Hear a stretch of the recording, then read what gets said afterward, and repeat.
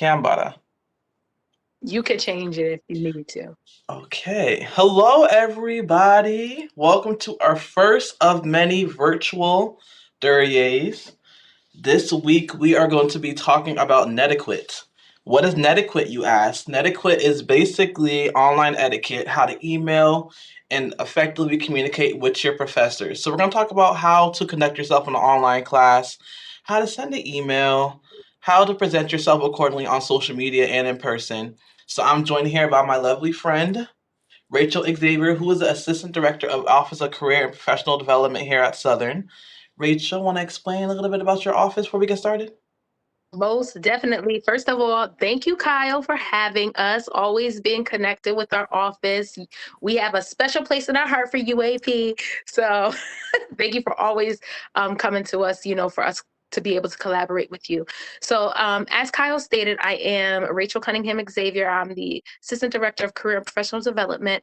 In our office, there are various things that you can come to our office for, anywhere from you exploring what you want to have as a major, all the way to you don't know what type of jobs you can do once you graduate. Or if you have documents that you need reviewed, like resumes, cover letters, any type of graduate admissions letters, different things like that, we can also review those and go through those with you. But anything that you are looking for and um, need questions answered about your career path or in the direction of the career path you are heading in, we are the office to come to for that. We are more than welcome and able to help you, and that's what we're here for. We would like to help you. So, our office is in Bewley Library right now because we are in these COVID streets. We are taking virtual appointments, just like many of us. But we are in Bewley Library, right on the side office next to the circulation desk when we are open and the world is alive and well again, right? So that's what we're here for. So that's a little bit about the office. And like Kyle said, we're going to be talking about professional communication and what that means for the workplace, but also, more importantly, your workplace experiences and your learning experience and leadership experience starts now with your academics. So you really want to be able to practice those things, like communication, verbal and nonverbal, before you get to the professional world, before you get to your career. So Netiquette is really us going over how you do those nonverbal skills, right? So how are you writing those emails? How are you writing those letters to either your professors or anybody you're going to be having an experiential learning um, interaction with? So we're just going to go ahead and get started. So, hey, it's It's Thursday. Thursday in the building. Okay, Thursday. Hey, sorry, I'm done. Um, so professional communication, steps to becoming a good interpersonal communicator in the workplace. First slide. So, what is professionalism, right? So, professionalism is the way, the conduct, the aims, or qualities that characterize or um, mark a profession, right? So, if we're talking about what is your profession now, your profession right now is a professional student, or if you have a full time, part time, job or an internship or some type of leadership experience that you're going through right now, those are your professions that you are in. So you want to be professional in those different areas. Also, specialized knowledge, being an expert in your particular field. So right now, your field again is being a student, or where you work. Also, competencies in those areas, right? So Hmm. we want to be competent in the way we are. Being a student and our language that we're bringing across to either our professors or our what we call in the professional world colleagues, where right now your colleagues are your fellow students, right? Or your fellow colleagues that you're working with. So that's what you want to be able to display different competencies in. Are you able to communicate effectively? To are you able to communicate effectively? Are you able to do that in a professional and kind manner? We don't want to come off ever as being rude or indignant to anyone. Not e- our sub, we're subordinates or our supervisors, our professors, or our colleagues, because that makes for an environment that is not professionally safe. So you want always the atmosphere around you to be welcoming and kind.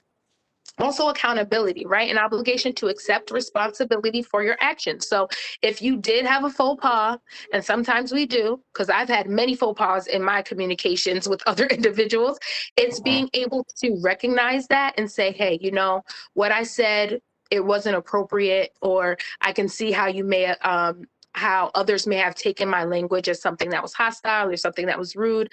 I really apologize for that. So being able to be accountable, and then when you are accountable to those actions, apologize for them, right? Because everybody's human. Everybody makes a mistake. There's nobody out there that hasn't made one, but it's about recognizing that and moving forward from there. So the next slide.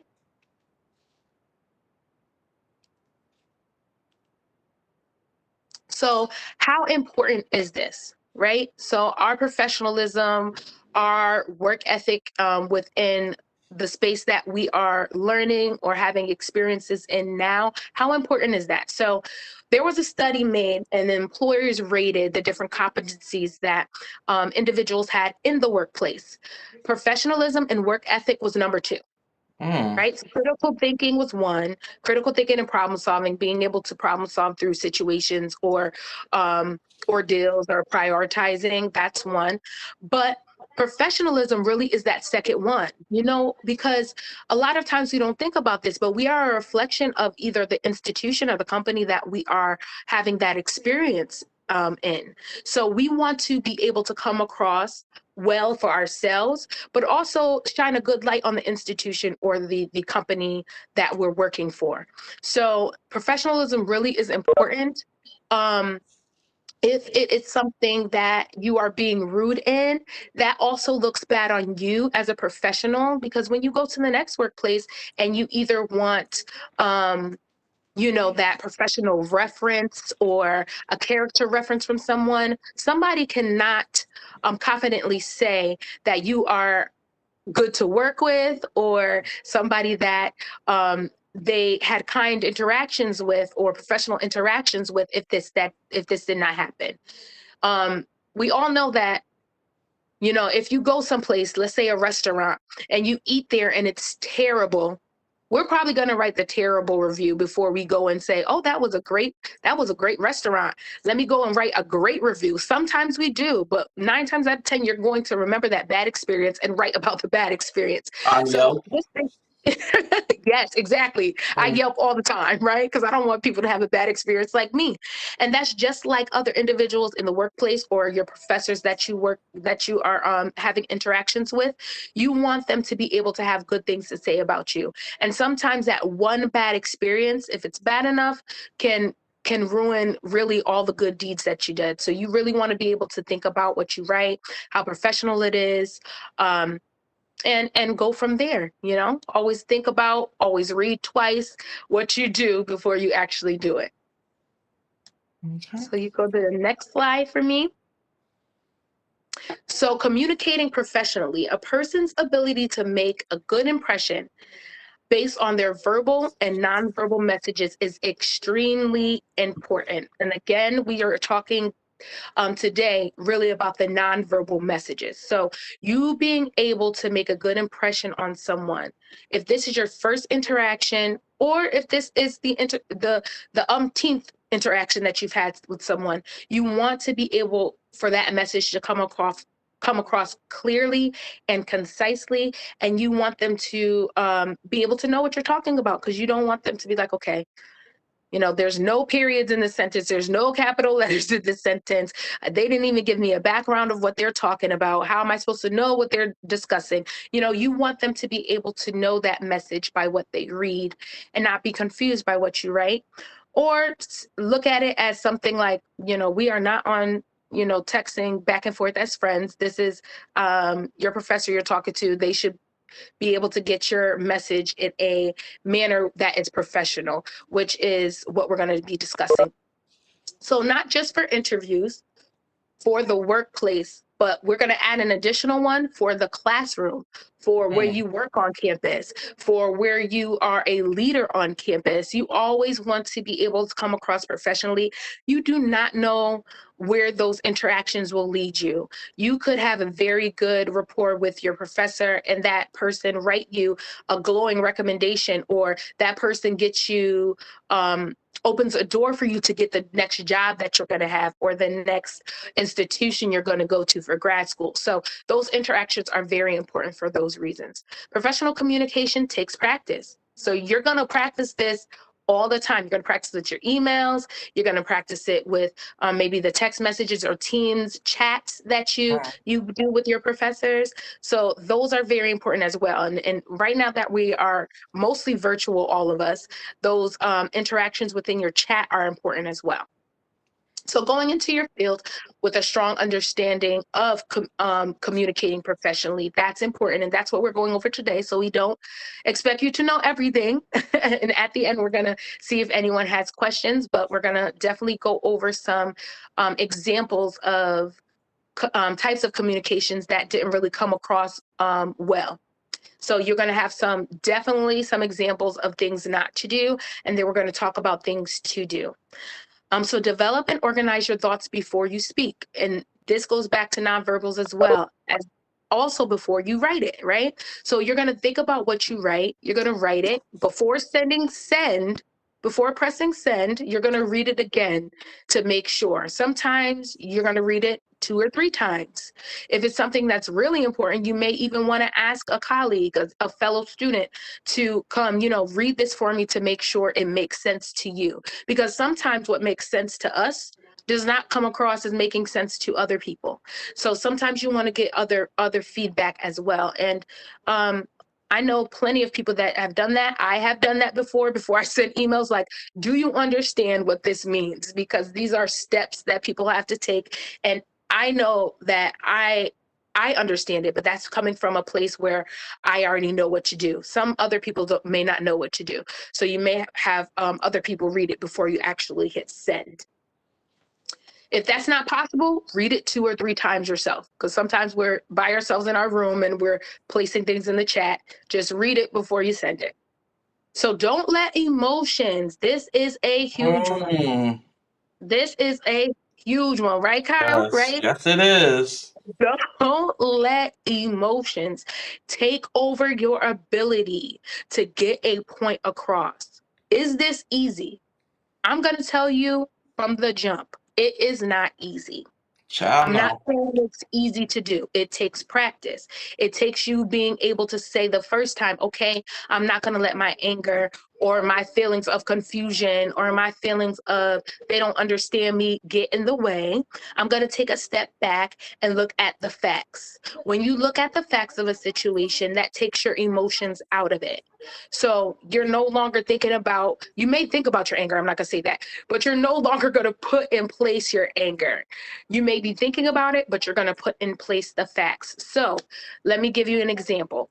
If somebody, if your professor happened to maybe have a meeting with you and put the wrong time or show up the wrong time, and they told you a different time, that could make you mad, right? Because you told me to show up at 2 o'clock and I'm here, you not here. Like, what is going on? Like, that's what's going on in our heads, right? Like, this is rude. Like, I'm about to go in, wasting my time. Like, I took a whole little time off my lunch break or a whole little side meeting from my job to do this, and like, you didn't even show up on time.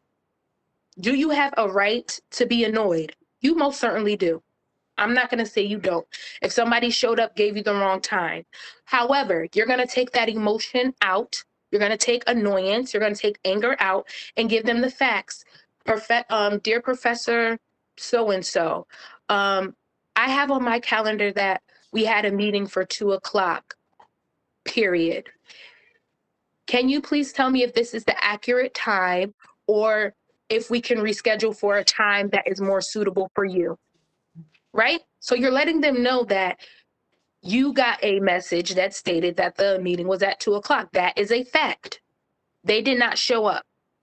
Give them the benefit of a doubt. What if they got in an accident? What if something happened where there was an emergency? What if 9 times out of 10, they're going to come back to you and say, oh my goodness, I didn't realize that. I apologize. If they're coming across in a professional manner, they should apologize, but that gives them the chance to reconcile their mistake, be accountable to their mistake. So I'm not saying it's not going to come with emotions. You just shouldn't act on those emotions. You should act on facts. Also, actively listening is very important. So if that person did say the meeting was at 3 and you showed up at 2, then you have to come and be accountable for your mistake, right? Exactly. So I apologize that I thought the meeting was at 3 o'clock. I really, that I thought the meeting was at 2 o'clock and it's really at 3 o'clock. I have work at 3 o'clock. I certainly apologize for the miscommunication on my end. Is there a way that we can reschedule? 9 times out of 10, they're going to say, that's fine, because you took accountability for your actions. We can reschedule for this time, or you give me a time that works for you. Anything like that, it's fine. Also, be comfortable in taking your time. And that comes with those emails and those messages that you're sending out. Read them. Like I said, read them 2-3 times to make sure it's coming across well. Also, be yourself. And when I say be yourself, this is not being yourself while you're with your friends. This is being yourself in a professional manner. Like the way I talk to my friend, like, girl, let me play my happy. I'm not going to say that in a professional atmosphere. Right? Exactly. Yeah. I'm gonna use different language. I'm going to use professional language. I'm not going to use language like I'm using on my friends. It's different. It's going to be different. So if you go to the next slide for me, Kyle. Plus. So let's talk about the messages you want to convey to other individuals, right? So first one is maturity, right? Do I feel like there's scientists that have come out with studies that say your brain is not fully developed until you're 26? So do I understand that? Yes. Also, you are 18 and older. You are an adult. So you want to be able to have that maturity come across in a professional manner, because that is, like I said, it's a reflection on you as a person, and then it's a reflection on the institution or the company that you're working for, or you're taking classes with. So you definitely want to your messages to come off in a mature way. Also, you want to your messages to convey commitment, so that you're committed to either whatever you're writing, or whatever messages you're working to convey to other people. You want to be trustworthy. So, right, I'm not going to trust somebody that's emotional, because I don't know when they're going to go off the handle. And your nonverbal and your verbal cues are going to let me know that. Okay. You also want to display self confidence. So you want to be confident in the messages that you send out, because again, you're going to be accountable to those messages that you put forth to other individuals. The ability to work on a team, that also shows that, because when you're sending out messages, it shows that you're not the sole player in this. The other individual, you want to speak back to you, right? So when you speak to them, you want to speak to them kindly, and you want to speak to them in a clear and concise way, because you want that person to do the same thing back to you. So that's a team thing, right? That person's going to be on your communications team, because you're already communicating. When you communicate with somebody, you're sending out a message, you're looking for them to give you back messages. That automatically states that they're on the same team as you. So you want to be able to do those clear and concise messages, because you want that team member to do the same thing for you in communication. You're displaying appropriate behavior. That is, self-explanatory. You want your behaviors and your nonverbal messages to display something that is appropriate and professional. Good moral compass, strong ethics. Again, if you're with the emotions, that's not showing a good moral compass. That's not showing strong ethics, and that can hurt you in the long run. That can hurt you in the immediate. So you want your messages to remain professional in that way. So best interest of company and teammates. So again, your teammates right now are Southern, because you go here, and that's who you represent, as well as any other type of club or organization or company or institution that you are a part of, because you are not only displaying those messages to come across for yourself that you're displaying, but also for the whole, which is whatever you represent, whether that be SCSU, whether that be down the street you working at Care for Kids, whether that is anything like that. You want your messages to come across positive, you know. That's self-explanatory. Action oriented, so if it's something, let's go back to the example where we're talking about the professor who gave you the wrong time for the meeting.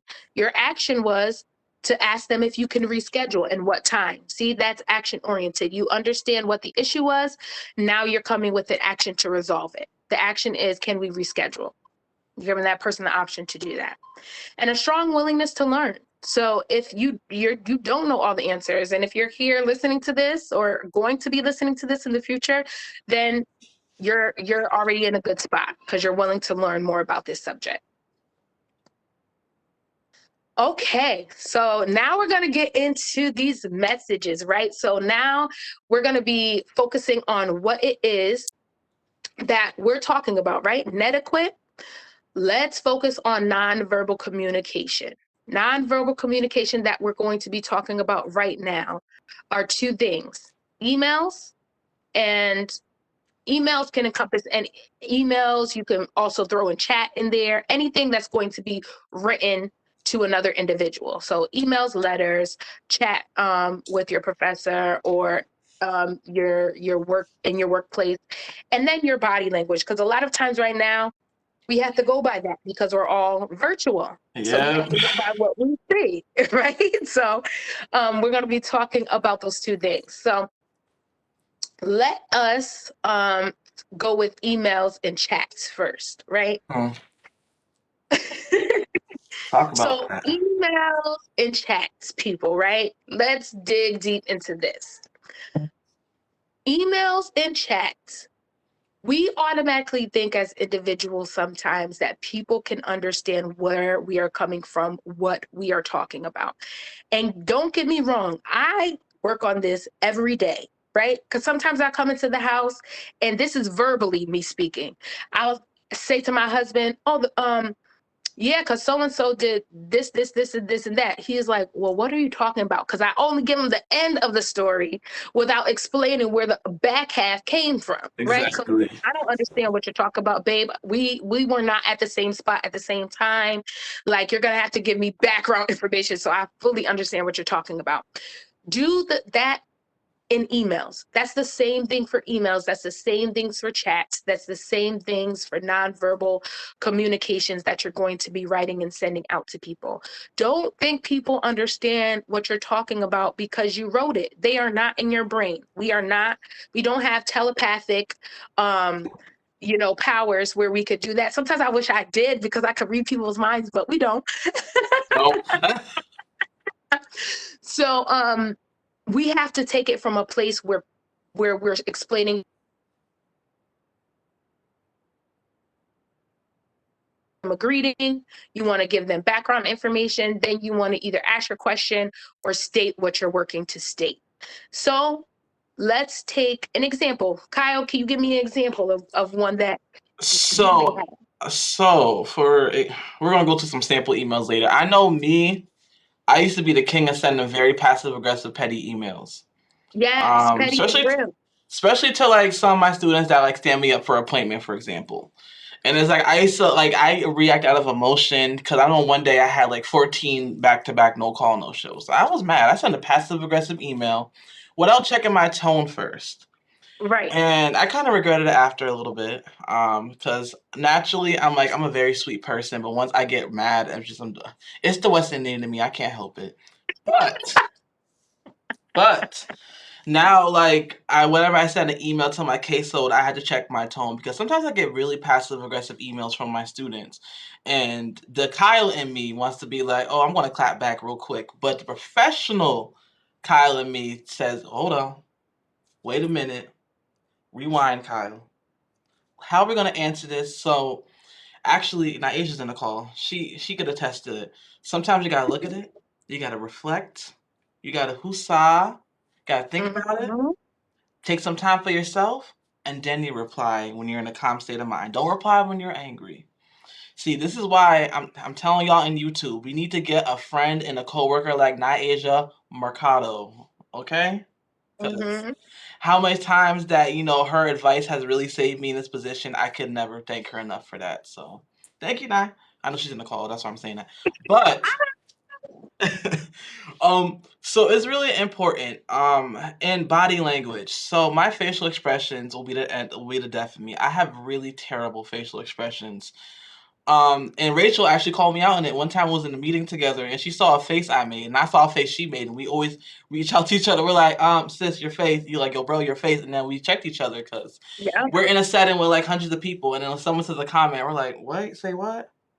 So that's what really Yep. it's Or when something that I'm when working on. COVID first started and somebody coughed on the line, I was like, I was so like, yeah. Crystal, turn off your camera. They can see us. But yeah. So yes, so those nonverbals and those written communications are very, very important. We have to step back. We have to read it and read it again. I'm telling you, it doesn't make you dumb. It doesn't make you like not know what you're doing. Yeah. You're checking yourself. You Yeah. know, there's a proverb that talks about if you judge yourself, you don't need any other man to judge you. So You you're can't judging even yourself talk right there. about it. The word of the Lord. You know what? Amen. A, Amen. a word. So, judge, it's good to have other people judge you too. And that's calling them in to read things or to check you on different things, like Kyle was saying Exactly. with me and him during those meetings. But if you don't have that, definitely rereading it and reading it again for yourself and making sure you're not putting those emotions in it. Also, Yes. with body language, Kyle talked about that during the meetings. Also, when you're in those classes, like if you have the ability to be able to turn on your camera, do that. That makes you more professional, in meetings and things. When I'm with our team, we all put on our camera because are engaged. We are engaged, and that shows. Well, that doesn't necessarily show that you're engaged, but that's one of the reasons for us to tell. Because if your camera's not on, we don't know what you're doing. You know, Okay. you could be, down the street playing basketball. You could be at the beach Getting drinking a your hair lazy. braided at a salon. You right, getting your nails done, like so it gives us a greater confidence that you are engaged with us and your professor. So if you have the ability to do that, then go ahead and do it. If you don't, okay. So now we're going to be going through some examples of Mm. some emails, and so this is where I'm going to utilize the chat. So Okay. Kyle, since just some background information for people who know, right during this time my internet went out. So I'm actually on my phone right now. So, so Kyle, if you don't mind Of pulling course. up the examples, and I believe I can see everybody in the chat. So if you are here on the line with us, if you can just, before we actually state what is inappropriate about these emails, you go ahead and put your opinions about what you feel is inappropriate while Kyle is reading them, and then we're going to talk about it. So these are emails that I pulled from my caseload last year of students that sent to me very outlandish emails, and for their protection and their privacy, I blanked out their names obviously because I don't want to put them on blast. But I did this with my students in the summer program, and that's how they learn how to send a professional email. So there's I think there's 4 or 5 samples, but Yeah. there's I put like 4 bad ones and 1 good one. So we're gonna go through some of the bad ones first, and then we're gonna talk about that. And then after that, we're gonna go a little bit more into social media, how you should do Netiquette on that as well, and then that'll be the end of our program. So further ado, let's talk about this. Hi, Fia. So this sample from a student I got. Good afternoon. Can you give me call when can please? And they put their phone number down there. What are So some in things the that are chat, wrong? What are some things that are wrong with this email? Grammar, Okay, that's mm-hmm. one. signature, Okay, Number 2,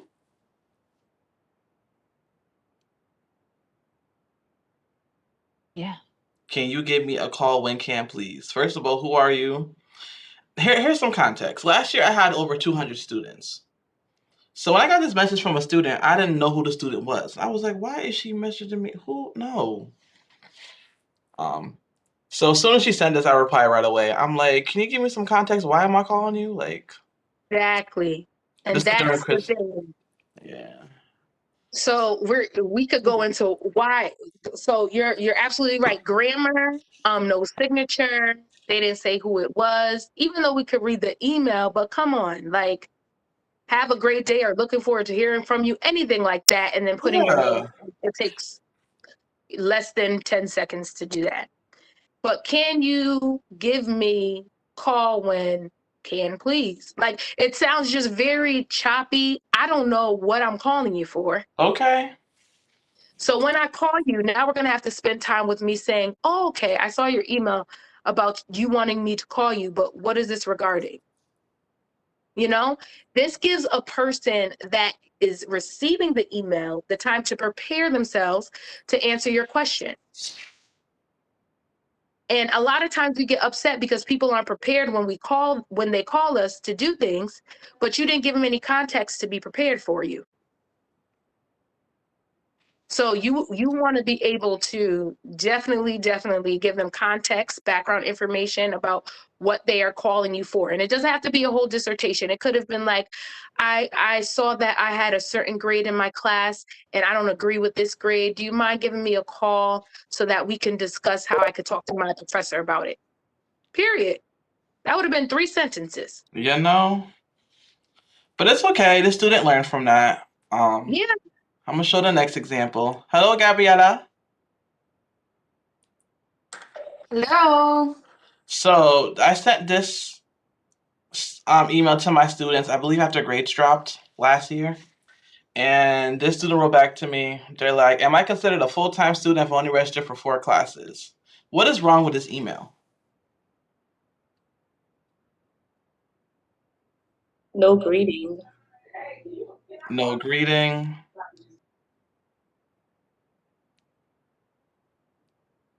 No like setup. Again, Sorry. the signature, it always bothers me. Sometimes mine's manually does it, and I get so upset at myself.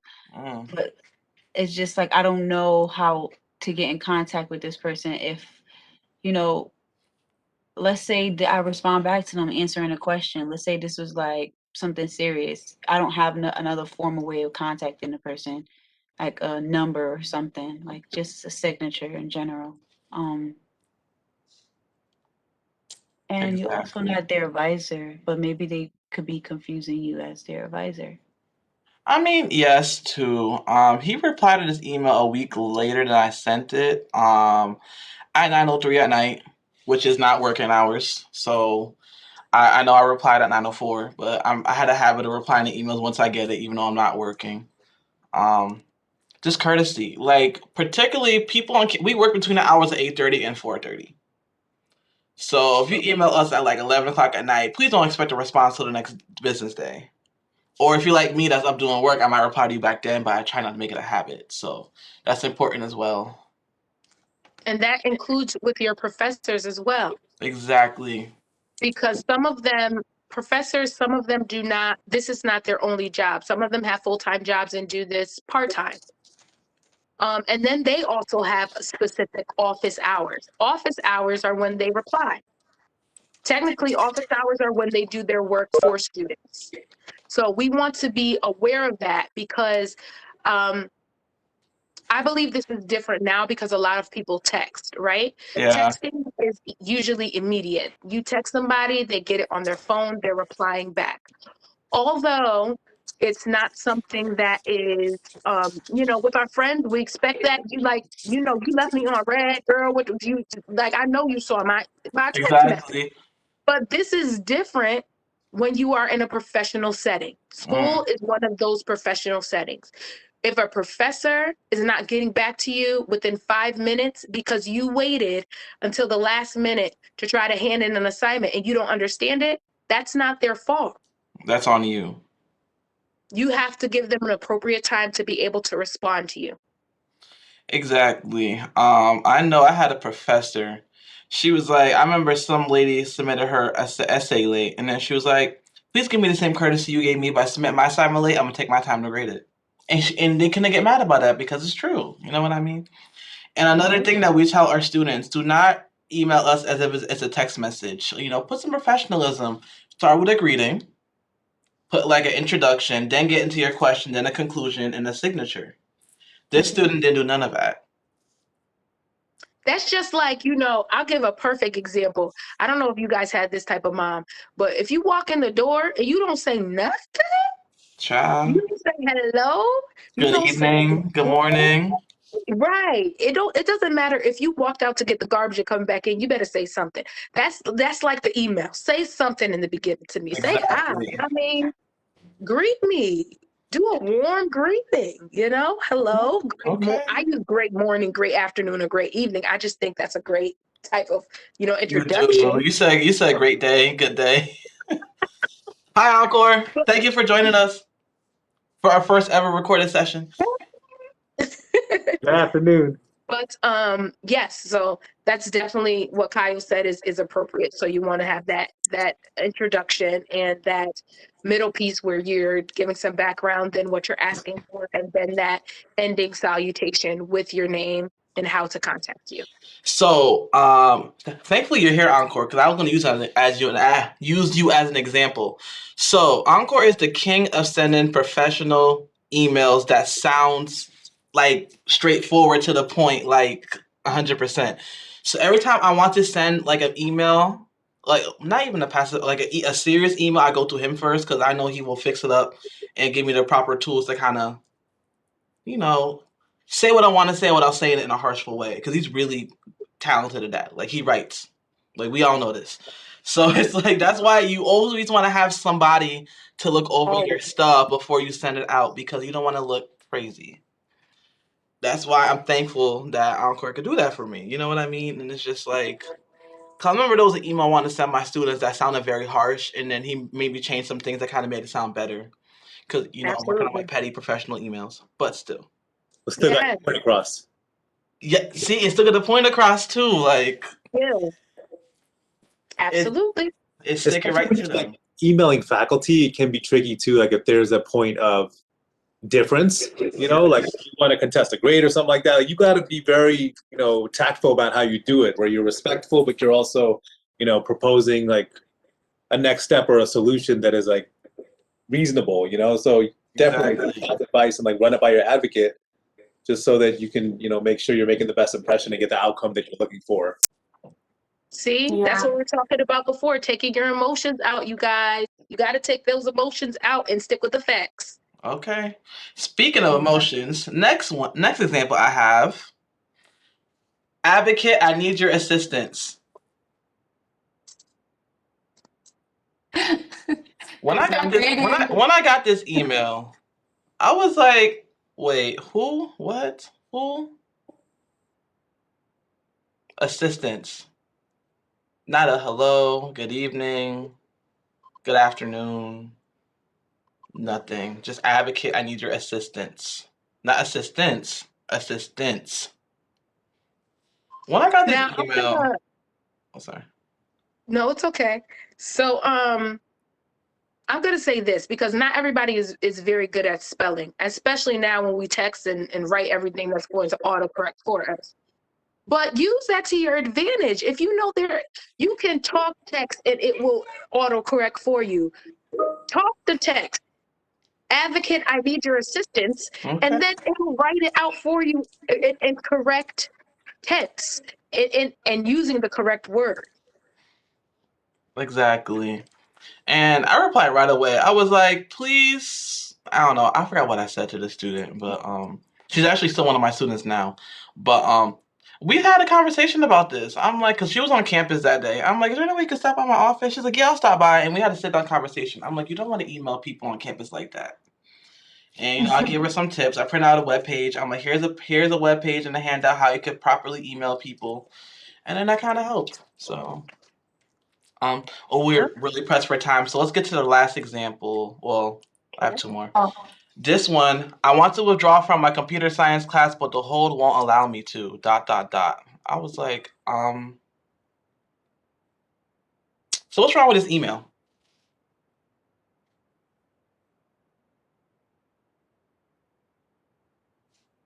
First off, there's no greeting.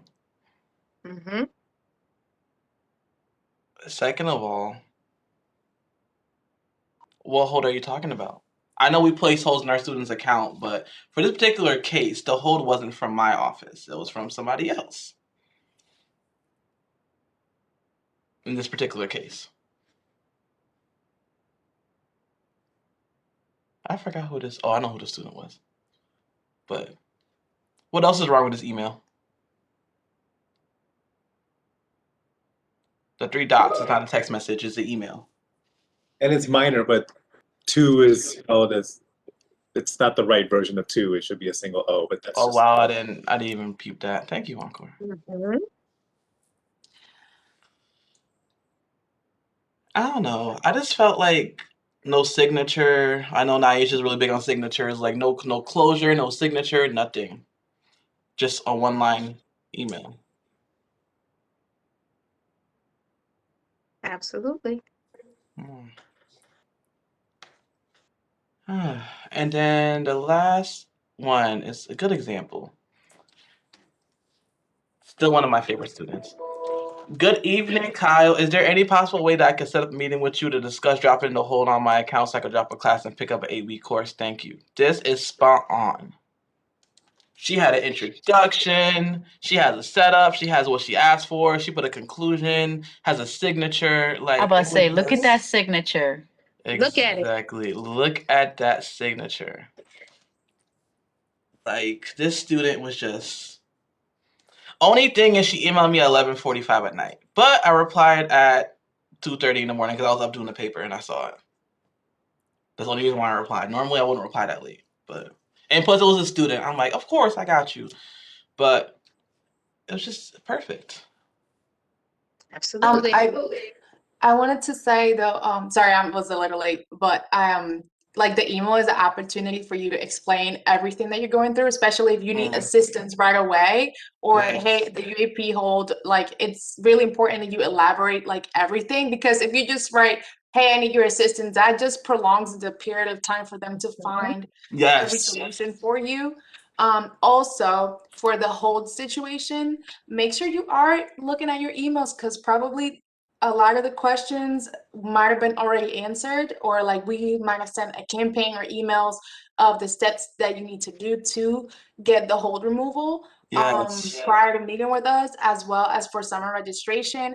I know I had a couple emails saying that, you know, I can't register because I have the hold off, but I have been sending campaigns for them to send in their information that they were registering for summer. So it's important that you're checking your emails as well, because maybe a couple of your questions might have already been answered. But you know, if you have questions, make sure you like take the advantage of elaborating and being specific to what your needs are, rather than just having us guessing. You want to definitely flat out, you know, boom, boom, boom. Because I know, for example, this happened literally last week. I sent an email saying, hi, if you're registering for 8-week course or a summer course, please email me by this deadline so I can remove the hold for you to register on time. Tell me why the morning of registration, I got 2 people emailing me talking about, I want to register for a summer class, but there's a hold on my account. Why didn't you remove it? I'm like, because you didn't email me by that particular deadline I posted. So now it's not on me, it's on you, because I emailed you twice. Right. So that's why it's important for you to check your email. And then the way they emailed me was a whole nother situation, but we don't get into that. But yes, that was the examples I have for emails. So now I want to spend some time briefly before we end to talk about social media and why it's important for you to portray yourself really positive through a social media lens.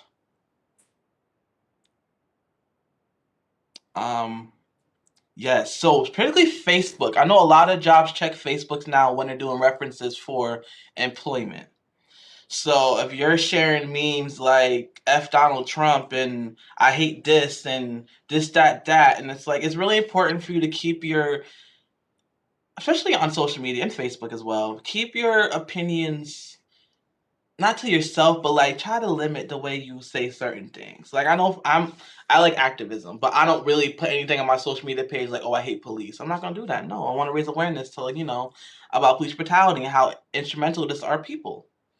But some people write, like, I remember I was not last summer, the summer before then, I was hiring people for my summer camp position, and we do social media checks. So it's something that we instilled, and I literally looked at two people's profiles, and they had like a Confederate flag in their profile picture, and then they had a caption talking about how much they can't stand black people, and I was like, well, declined. Like, I can't help it. Like, why would you post that and then expect to work with a job that services mostly black and brown students?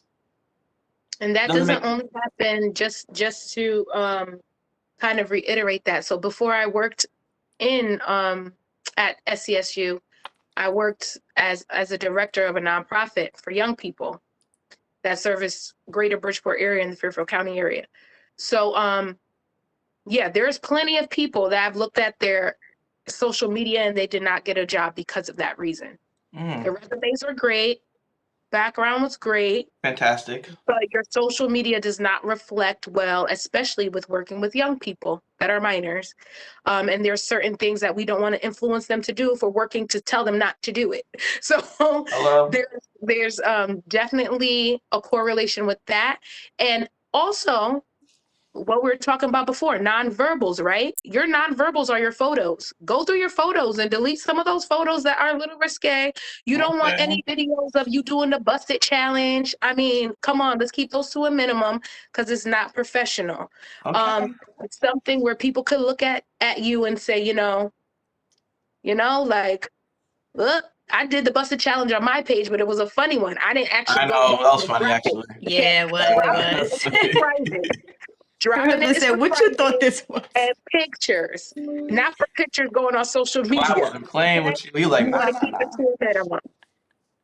Exactly. This is such a great topic that we're on right now, because I was talking to my students yesterday about this. Rachel had actually came in as a guest presenter to talk about interviewing and all that, and we yesterday we talked about LinkedIn pages, and I share my screen with them and I show them like how to utilize the LinkedIn profiles and how to, you know, just access and build their network. And I went ahead and, I asked them, if you Google your name, what's gonna pop up? Because That's true. is it gonna be your Twitter post? Is it gonna be your Instagram? If you don't even know, if you don't secure your YouTube, anyone could type your name and then go to your YouTube profile. Yeah. And they can see what type of music you listen to. Okay. It goes that deep. So if you don't really secure and put the privacy settings on all these accounts and applications that you're downloading, Google, boom, has everything. Everything. And I gave them example and typed the name in Google and showed them what came up, and went to pictures, and it had Facebook and Instagram pictures. And you guys are right. Like, if you don't I told them, start weeding those things out. Like, delete some of those Absolutely. things, do their security. I said, because employers are going to look. Okay. Mhm. When I got hired at NCC, the lady that hired me said that that's one of her that's one of her protocols. That's her final step when she's hiring faculty Absolutely. at NCC. Okay. Well, this is great, y'all. Rachel, I really want to thank you for coming in and help me with this. It's always a pleasure to work with you. Even It's if we friends always a outside. pleasure to work with you guys. You know. But yes, this will be available on YouTube as soon as I figure out how to edit it and put a title. So you guys will see this soon. I just want to say thank you all for always collaborating with our office. It's really important that we do what we can because we are all servicing the same students and we all want them to succeed. So Okay. Facts. Of course. All right. Thanks, Well, Rachel. enjoy the rest of y'all day. see you guys. See ya. Bye.